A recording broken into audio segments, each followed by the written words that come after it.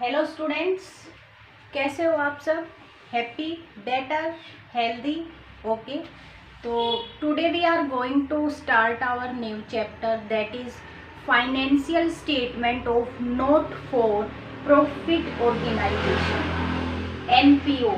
NPO means not for profit organisations. अब हम उन संस्थाओं का फाइनेंशियल स्टेटमेंट बनाएंगे जिन संस्थाओं का जो प्रॉफिट के लिए एस्टेब्लिश नहीं की गई है, इनका मेन पर्पज सर्विस मोटिव होता है। अब ऐसी संस्थाएं होती क्या है, सबसे पहले मीनिंग करेंगे। तो मीनिंग के लिए हम चलते हैं, डी.के. गोयल की बुक है, हमारा फर्स्ट चैप्टर है financial statement not for profit organisation. तो पहला थोड़ा सा इसके बारे में थ्योरेटिकल पोर्शन करेंगे, एनपीओ के बारे में, इसका मीनिंग, इसकी फीचर्स। ठीक है, तो चलिए स्टार्ट करते हैं। There are certain organizations which are formed not to earn profit but to render service to its members and to the public. बहुत सारी संस्थाएं हैं जो प्रॉफिट के लिए नहीं बल्कि अपने मेंबर्स को सर्विस प्रोवाइड करने के लिए बनाई जाती हैं। Such organization include clubs. आप एग्जाम्पल भी याद रखेंगे, कई बार एग्जाम्पल भी पूछे जा सकते हैं एग्जाम में। तो कौन कौन से हैं ये संस्थाएं? क्लब्स शामिल हैं इनमें, हॉस्पिटल्स हैं, लाइब्रेरीज हैं, स्कूल है, रिलीजियस इंस्टीट्यूशंस हैं, चैरिटेबल इंस्टीट्यूशंस हैं, एंड लिटरेरी सोसाइटीज़ हैं, एक्सेट्रा। इन सभी का पर्पज़ प्रॉफिट अर्न करना नहीं होता, सर्विस मोटिव होता है। These non-profit seeking entities exist with a primary motive to providing service such as a club. Club क्या करता है? Club provide sports and recreational facilities. जो भी हम मनोरंजन करते हैं, या तो स्पोर्ट्स में करें या दूसरी एक्टिविटी में करें, ये क्लब ऑर्गेनाइज कराता है। A hospital render medical services. A literary society promotes art and culture. इसी तरह जो हमारा एसोसिएशन है, एंड एन एसोसिएशन में be form to protect the right of its members. जैसे कंज्यूमर्स के लिए बना दिया जाता है ताकि कंज्यूमर के राइट्स को प्रोटेक्ट किया जा सके। दो the main source of income in such organisation is membership subscription. इन संस्थाओं में, अब देखिए, ये कोई सेल परचेज तो करते नहीं है नॉर्मली, वैसे तो ये बिजनेस एक्टिविटी कर सकते हैं, लेकिन इन नॉर्मल वे में हम माने कि इनका सर्विस का मोटिव होता है, तो इनके पास फाइनेंस कहाँ से आता है, इनकम कहाँ से आती है? तो इनकम इनके जो भी मेंबर्स बनते हैं वो सब्सक्रिप्शन देते हैं। मेंबर सब्सक्रिप्शन इनकी इनकम का सोर्स होता है। उसके बाद डोनेशन मेंबर भी दे सकते हैं, नॉन मेंबर भी दे सकते हैं। उसके बाद है इनके पास ग्रांट्स, गवर्नमेंट ग्रांट्स देती रहती हैं इस तरह की संस्थाओं को। They may also undertake trading activity in order to earn some profit. और ये अपनी सेल परचेज ट्रेडिंग एक्टिविटी भी कर सकते हैं ताकि प्रॉफिट अर्न कर सके, लेकिन वो डिपार्टमेंट इनका बिल्कुल अलग होता है। Such profit is also used for the furtherance of the goal of the organization. और अगर ये संस्थाएं साइड बाय साइड ट्रेडिंग का बिजनेस करती हैं, उनसे जो प्रॉफिट होता है तो वो प्रॉफिट भी अपना एनपीओ में लगा देती हैं, ऑर्गेनाइजेशन में लगा देती हैं। As the main aim of these organization is not to earn profit, they do not prepare trading account, profit and loss account.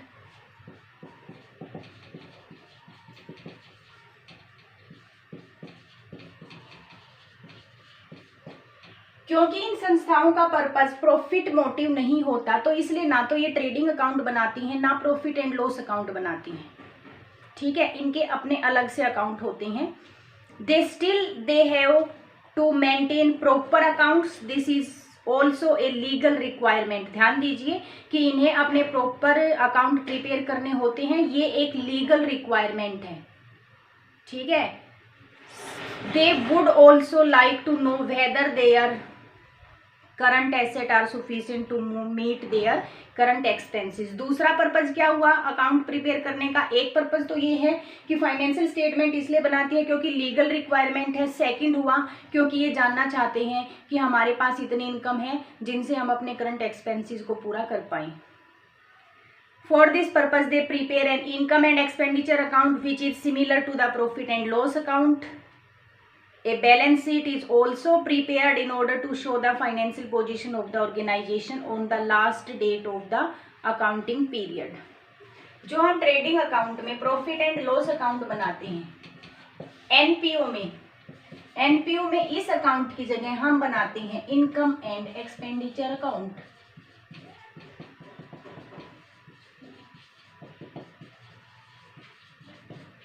अब देखिए बेटा, ये नाम ही बता रहा है, इसमें हम इनकम और एक्सपेंसेस का रिकॉर्ड करते हैं। इससे हमारा निकल के आता है या तो संस्था में सरप्लस होता है। अब प्रॉफिट का नाम नहीं देंगे, प्रॉफिट तो प्रॉफिट एंड लॉस से निकलता था।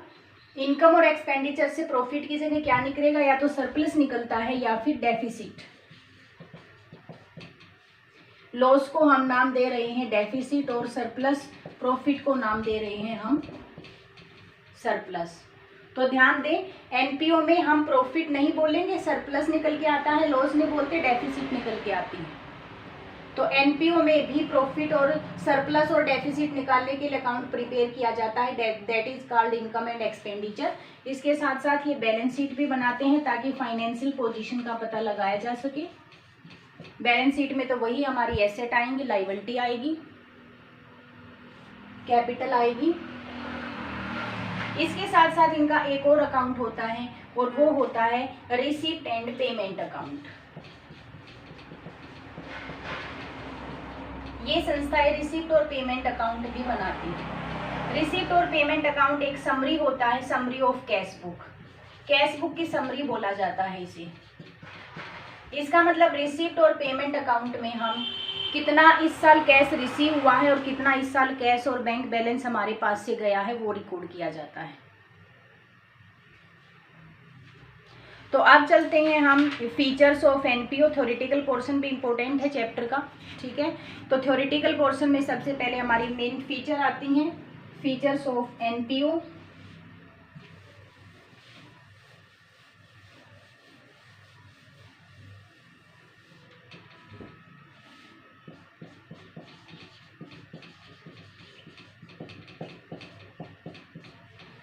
फीचर्स का जो फर्स्ट पॉइंट है, मेन एम इज सर्विस। जो मेन एम होता है वो क्या होता है, सर्विस। सबसे फर्स्ट फीचर यही है। इन संस्थाओं का प्रॉफिट अर्न करने का मोटिव नहीं होता बल्कि अपने मेंबर्स और पब्लिक का, जनरल पब्लिक का सर्विस मोटिव होता है। एजुकेशन, हेल्थ, स्पोर्ट, इंटरटेनमेंट, इस तरह से ये अपने मेंबर्स और पब्लिक को सर्विस प्रोवाइड करते हैं। The aim of these organization is to provide service either free of cost or at nominal rate, not to earn profit. कई बार जो ये सर्विस प्रोवाइड करती है फ्री ऑफ कॉस्ट भी करती है, लेकिन कई बार कुछ थोड़ा सा उसके बदले में ये कोई कॉस्ट भी रखती है, नॉर्मल रेट रखती है, उसमें प्रॉफिट शामिल नहीं करती। दूसरा है हमारा फॉर्म। सेकंड जो फीचर है वो है हमारा फॉर्म। अब फॉर्म क्या होता है, these organisation are set up as charitable trust और सोसाइटीज और subscribers to these organisation are called members. इनका फॉर्म कैसे होता है, किस तरह से इनका स्ट्रक्चर तैयार होता है, तो ये एक चैरिटेबल ट्रस्ट के रूप में बनाई जाती हैं, चैरिटेबल सोसाइटीज़ के रूप में बनाई जाती हैं, और जो भी सब्सक्राइबर होते हैं इन संस्थाओं के वो मेंबर्स कहलाते हैं। थर्ड पॉइंट आता है हमारा सेपरेट एंटिटी होती है इनकी, separate entity from its members. ये मेंबर से ये संस्थाएं सेपरेट होती हैं। Not for profit organisation are treated as a separate entity distinct from its members. In other words, it is not affected by the admission of a new partner or retirement or death or insolvency of the existing member. Member के आने जाने का इस पर कोई भी effect नहीं होता क्योंकि इसकी अपनी एक अलग एंटिटी होती है। नेक्स्ट है हमारा मैनेजमेंट बाय इलेक्टेड मेंबर्स। इनका मैनेजमेंट कौन करेगा, तो जो मैनेजमेंट होता है इलेक्ट किया जाता है मेंबर्स के द्वारा। Management elected by the members. These organizations are usually managed by a managing or executive committee elected by its members. Members के द्वारा elect किए जाते हैं वो members, वो managers संस्था को चलाते हैं। नेक्स्ट है हमारा मेजर सोर्स ऑफ इनकम क्या होता है, एक तो पहले ही बताया था,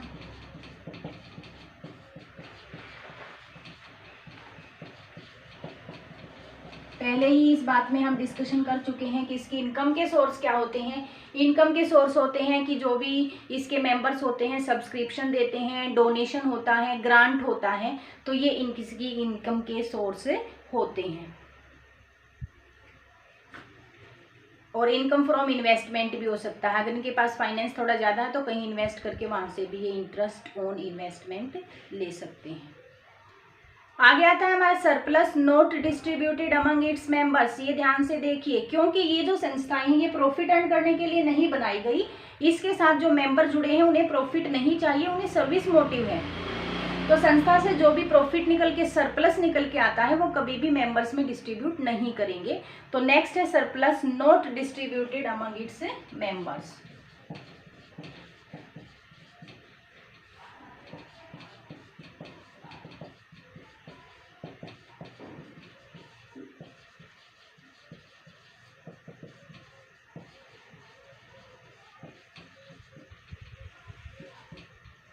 सरप्लस को मेंबर्स में डिस्ट्रीब्यूट नहीं किया जाएगा। Current year surplus in the form of excess of income over the expenses is not distributed among its members, it is added to the capital fund.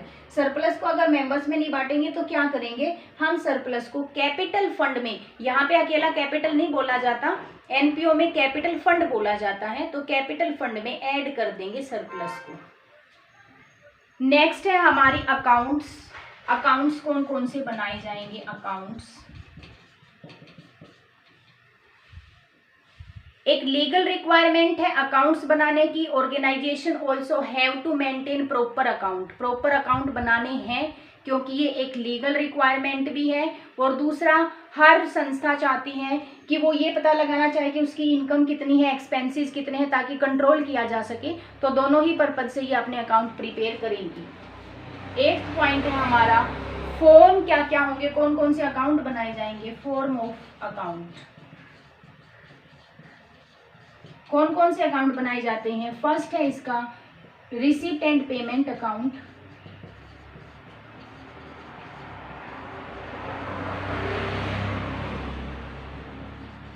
First account. Second है भाई income and expenditure account.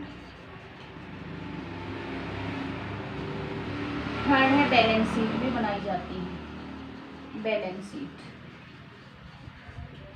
ये 3 account हम यहाँ पे prepare करेंगे।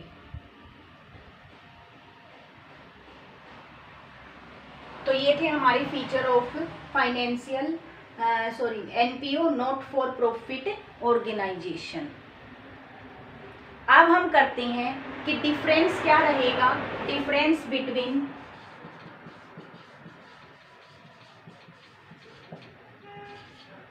NPO not for profit organisation और दूसरा है हमारा प्रॉफिट अर्निंग ऑर्गेनाइजेशन, या फिर हम बोलते हैं प्रॉफिट सीकिंग ऑर्गेनाइजेशन।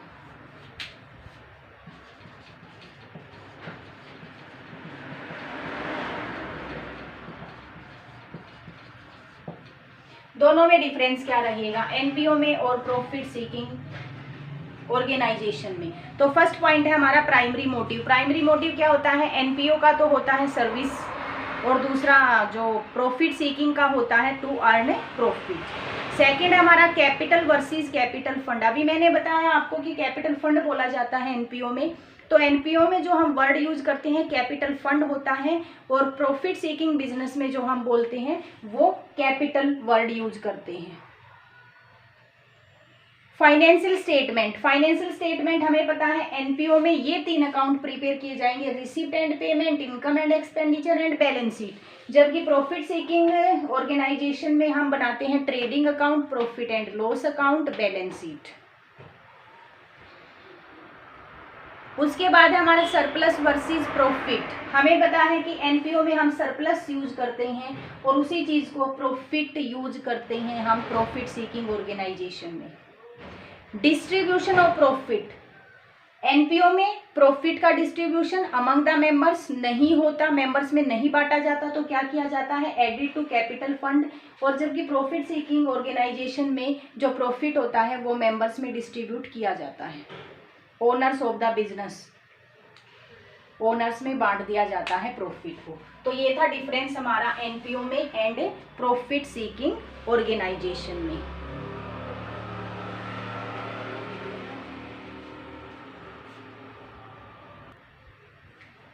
अब हम फर्स्ट अकाउंट के बारे में कर लेते हैं, that is receipt and payment account. तो देखते हैं हमारा रिसिप्ट और पेमेंट अकाउंट। जैसा कि बताया गया था, रिसिप्ट और payment account is a summary of cash book. जो हमने कैश बुक बनाई है प्रॉफिट सीकिंग ऑर्गेनाइजेशन की, बिल्कुल उसी तरह बनाया जाता है हमारा रिसिप्ट एंड पेमेंट अकाउंट। तो चलिए हम आज स्टार्ट करते हैं receipt and payment account.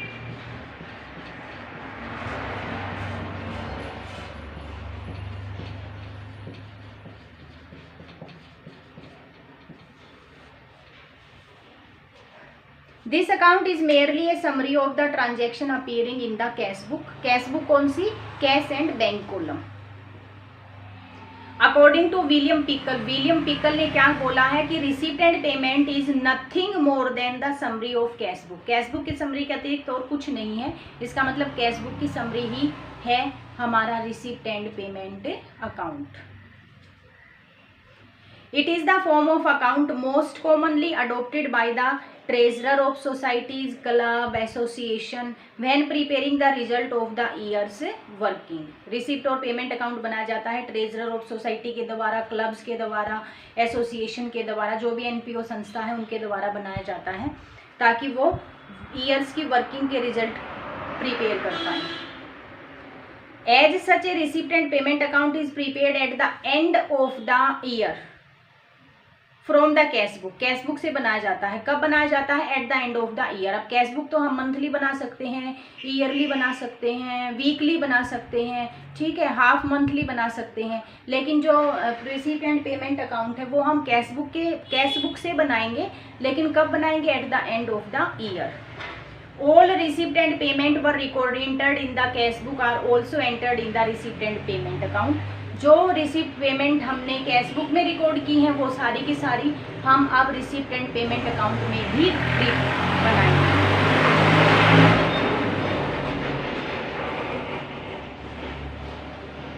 For example, if a club receive subscription from its member on different dates, they will be recorded in the cash book in a chronological order. हमें पता है कि जब हमने कैश बुक का pro forma बनाया था, एक डेट का कॉलम लिखा था और डेट वाइज हमने रिकॉर्ड किया था, लेकिन रिसिप्ट और पेमेंट एक दिन बनाया जाता है, तो डेट का कॉलम हम यहाँ पे नहीं रखेंगे, ऊपर ही डेट लिख देंगे, eight the end of the year. तो कैश बुक में क्रोनोलॉजिकल ऑर्डर में हमने रिसिप्ट लिखा है, जबकि रिसिप्ट और पेमेंट में हम टोटल लिख देंगे, टोटल सब्सक्रिप्शन लिख देंगे receive during the year. Cash book में तो हमने सब्सक्रिप्शन लिखा कि मार्च में इतना मिला, अप्रैल में इतना मिला, मई में इतना मिला, ठीक है, लेकिन इन सभी को इकट्ठा करके हम एक जगह लिख देंगे subscription received. Any transaction which is not recorded in the cash book will not be entered in the receipt and payment account also। ऐसे ट्रांजैक्शन जिनसे कैश इफेक्ट ना होता हो, ना कैश आया हो, ना कैश गया हो, ना बैंक बैलेंस में कोई अफेक्ट हुआ हो, तो उस तरह के ट्रांजैक्शन को हम कैश बुक में रिकॉर्ड नहीं करते थे, और उस तरह के ट्रांजैक्शन को हम रिसीप्ट और पेमेंट अकाउंट में भी शामिल नहीं करेंगे। अब फीचर्स देखते हैं रिसीप्ट एंड पेमेंट अकाउंट की। फीचर्स क्या क्या रहती हैं, ये तो हमने कर लिया कि ये समरी ऑफ कैश बुक होता है, कैश बुक के बेस पे बनाया जाता है। अब फीचर्स देखिए, फर्स्ट है हमारा nature of account.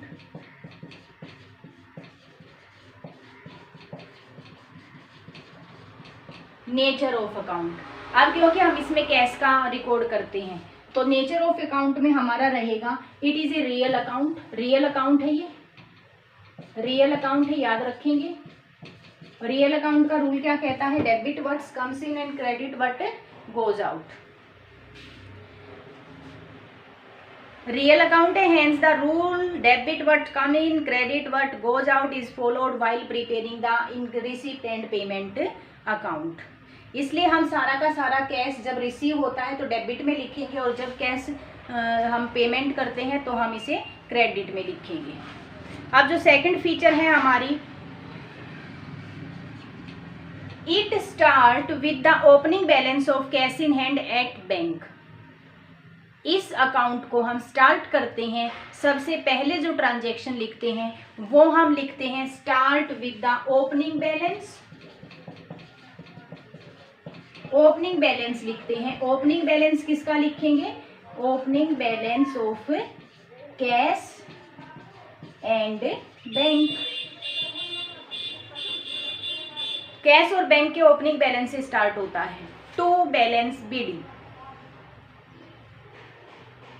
Next, cash in hand always show a debit balance. हमें पता है कैश का हमेशा डेबिट बैलेंस होता है, बैंक का डेबिट भी हो सकता है, क्रेडिट भी। क्रेडिट कब होगा? जब बैंक को ओवरड्राफ्ट होगा, तो दोनों ही हो सकते हैं।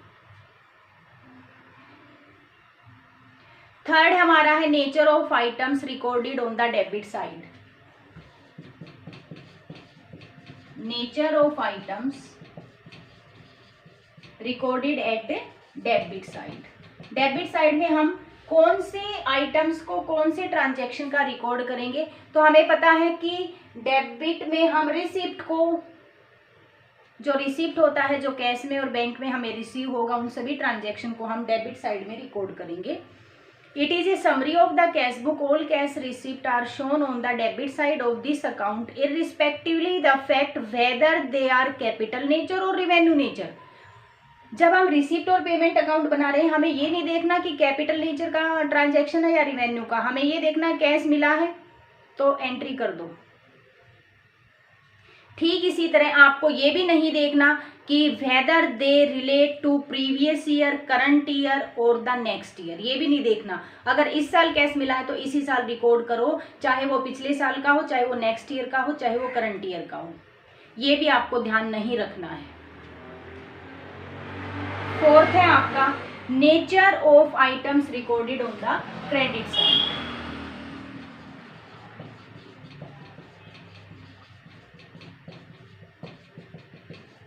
क्रेडिट साइड में कौन से नेचर रिकॉर्ड करेंगे? बिल्कुल यही है, जब भी हमारा कैश या बैंक बैलेंस संस्था से कम होगा, ठीक है, तो तब हम पेमेंट साइड में लिखेंगे। अभी आपको यहाँ पे ये भी नहीं देखना है कि वो कैपिटल या रिवेन्यू एक्सपेंडिचर है, दोनों का ही रिकॉर्ड इसमें करेंगे। ठीक इसी तरह ये भी नहीं देखना कि एक्सपेंसिज इस साल का है या प्रीवियस ईयर का है या फिर नेक्स्ट ईयर का है। अगर कैश इस साल गया है तो इसी साल रिकॉर्ड होगा।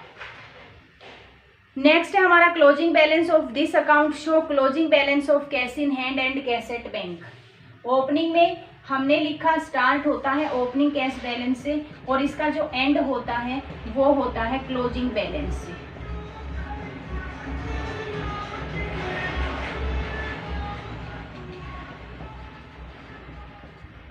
क्लोजिंग बैलेंस ऑफ कैश और बैंक। कैश का तो हमेशा डेबिट बैलेंस ही रहेगा क्लोजिंग में, क्लोजिंग बैलेंस भी फेवरेबल बैलेंस बचता है, जबकि बैंक का दोनों ही हो सकते हैं। नेक्स्ट है हमारा non cash items are not recorded in this account. बिल्कुल नॉन कैश आइटम्स को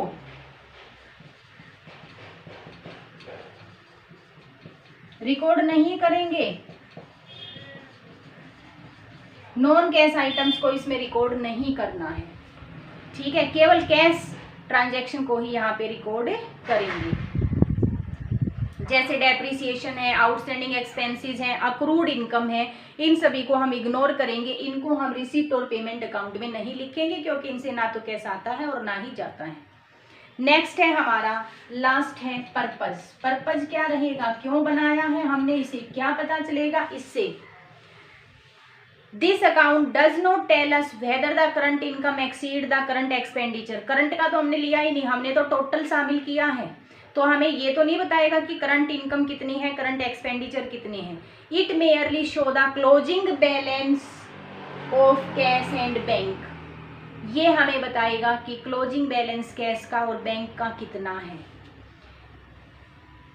हमें जब इनकम निकालनी है, एक्सपेंडिचर निकालनी है, तो उसके लिए हम सेकंड अकाउंट बनाएंगे। रिसिप्ट और पेमेंट के बाद इनकम और एक्सपेंडिचर, वहां से पता चलेगा हमें टोटल इनकम और total expenses of the current year. इससे हमें केवल और केवल कैश और बैंक बैलेंस पता चलेंगे, किसके, कैश और बैंक बैलेंस, क्लोजिंग बैलेंस पता चलेगा। तो ये थी हमारा features of receipt and payment account. Real account होता है, याद रखेंगे। समरी होता है कैश बुक का। अब देखते हैं कि डिफरेंस क्या रहेगा रिसिप्ट और पेमेंट अकाउंट में और हमारा कैश बुक में। अगर कैश बुक की समरी माना जाता है, फिर भी दोनों में थोड़ा सा अंतर है, तो अंतर देखते हैं। सबसे पहले है हमारा बेसिस क्या रहेगा, जो रिसिप्ट और पेमेंट अकाउंट का किस बेस पे बनाया जाता है, कैश बुक पे। और कैश बुक किस बेस पे बनाया जाता है, कैश रिसिप्ट और कैश पेमेंट पे।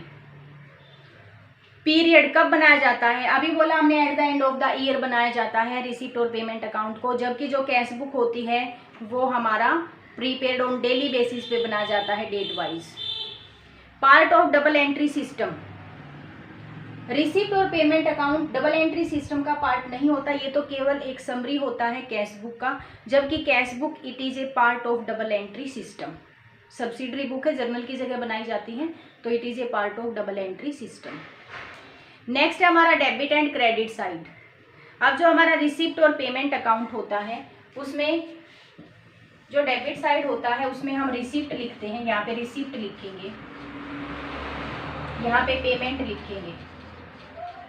तो रिसिप्ट और पेमेंट अकाउंट की डेबिट साइड रिसिप्ट होती है, क्रेडिट साइड पेमेंट होती है, जबकि जो कैश बुक होती है दो साइड होती हैं, उनको हम सीधा लिख देते हैं डेबिट साइड और क्रेडिट साइड, या रिसिप्ट और पेमेंट वहाँ भी लिखे जा सकते हैं। लेजर फोलियो कॉलम, हमें पता है कि ये है हमारा रिसिप्ट और पेमेंट अकाउंट का परफॉर्मा, कोई लेजर फोलियो का कॉलम यहाँ पे नहीं होगा, जबकि कैश बुक में कॉलम होता है। नेक्स्ट है हमारा इंस्टीट्यूशन, कौन बनाते हैं रिसिप्ट और payment account, not for profit organisation बनाते हैं, और कैश बुक सभी ऑर्गेनाइजेशन बनाते हैं, चाहे एनपीओ हो और चाहे प्रॉफिट सीकिंग ऑर्गेनाइजेशन हो, सभी बनाते हैं कैश बुक को। तो ये था हमारा रिसिप्ट और पेमेंट अकाउंट।